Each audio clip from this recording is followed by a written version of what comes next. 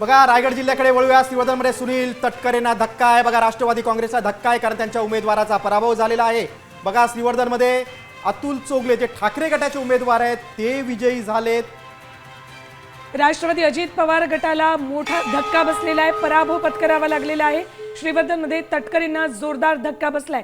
ठाकरे सेनेचे उमेदवार इथे विजयी झालेले आहेत, राष्ट्रवादीच्या उमेदवाराचा पराभव झालेला आहे। श्रीवर्धनमध्ये ठाकरे गटाचे उमेदवार अतुल चोगले हे विजयी झालेले आहेत, तर सुनील तटकरे यांना जोरदार धक्का बसलेला आहे। राष्ट्रवादीचे प्रदेशाध्यक्ष आणि खासदार सुनील तटकरेंसाठी हा मोठा धक्का आहे, कारण श्रीवर्धनमध्ये त्यांच्या उमेदवाराचा पराभव झालेला आहे।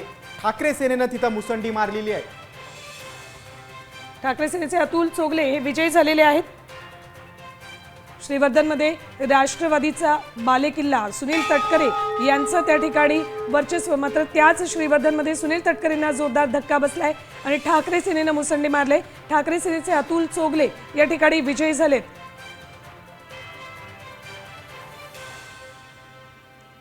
राष्ट्रवादीच्या उमेदवाराचा पराभव झालेला आहे।